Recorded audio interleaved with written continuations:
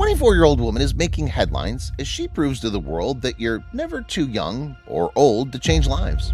She went above and beyond the caretaker role as a teacher when she noticed one of her students suffering.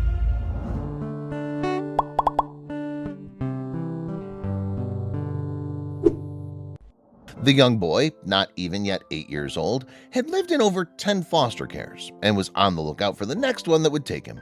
So his teacher decided that she couldn't just abandon him to fend for himself. However, her journey was met with its own obstacles. Meet William, a boy who's known that life can be cruel from a tender age. At just 4 years old, he'd experienced enough trauma to be diagnosed with PTSD. He was living from one foster home to another, never getting too comfortable because he never could call them home. At school, he needed extra guidance and worked one-on-one with a behavioral specialist named Paige, who could see his evident struggle. She spent 3 hours a day focusing on him and noted that he was very isolated because he didn't know coping skills. She told Good Morning America, "Since I was one-on-one with him, a lot of our time was spent working on coping skills, behavioral skills, talking about how we behave in school, those type of things."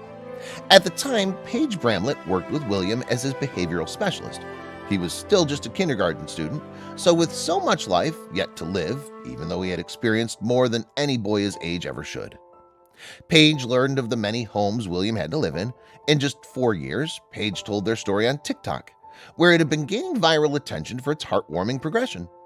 The more Paige got to know William, the more she felt a calling to help him get through, but she had no idea how much of an impact she'd be making on his life. Paige explained that both her and William's journeys completely changed when he stopped coming to school one day. One day he didn't show up to school, and he had never missed a day. I ran to his caseworker collecting his things in the hallway. She told me they were looking for a forever home for him to be placed in.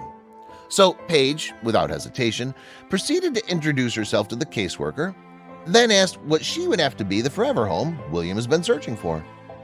Paige was only in her early 20s when she made the decision to adopt her student.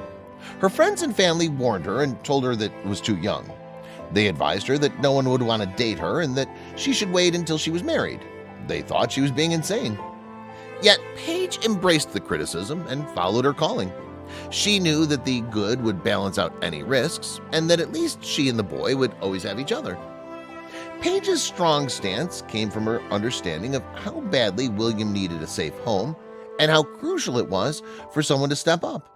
It was easy for everyone to justify why they couldn't do it, but all it takes to save him is for someone to at least try. Plus, Paige didn't rush the process.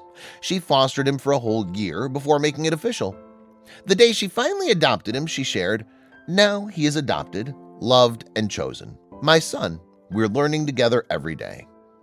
What Paige understood, especially thanks to her line of work, was the detrimental effect of trauma on a child's brain and the lifelong process of healing that they would require. She understood how the system worked and that it wasn't always in favor of the child. Advocating for all children in the foster system, she explains, they don't see the prolonging of cases that stay open for years, ignoring the voices of children. They don't see the hundreds of messages and phone calls that are ignored by caseworkers and people who are in charge of the well-being of children. They don't see the hurt. They don't see the cries and screams. They don't. Paige also understands that not everyone can foster children and that it takes a lot of effort to actually make it work. In one of her videos, she explains, foster care is so hard but so worth it.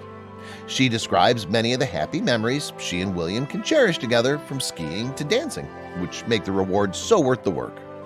Paige also had to adapt to being a mom to a 7-year-old while being so young herself.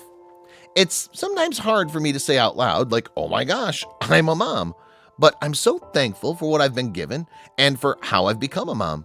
You don't expect it to happen so early, but I know it's how I was chosen to be a mom. It wasn't easy for William to forget all of his trauma and just move on.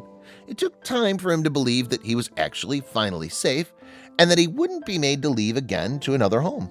Because he'd been hurt so many times, he was always scared that he would lose everything in a second. To manage his anxiety, Paige explains, when I would say goodbye, I would tell him that I would see him tomorrow. He struggled with sleeping and nightmares, so I would tell him sweet dreams, and we worked on skills that would go beyond the classroom. It was hard to get his head wrapped around feeling secure, that he won't have more changes. That's why William needed a permanent home, so he could finally start healing and actually be a kid again. Paige and William have enjoyed creating new memories and traditions that they could carry on in their newfound family. We're enjoying creating our own traditions in our own little home this year. To show their support, the community even surprised them with a $10,000 Christmas gift. Everyone can help these children, even if they can't foster or adopt themselves. Paige takes the time to share with her community all the ways they can make a difference, such as donating, getting involved, babysitting, advocating, preparing meals, and educating themselves on childhood trauma.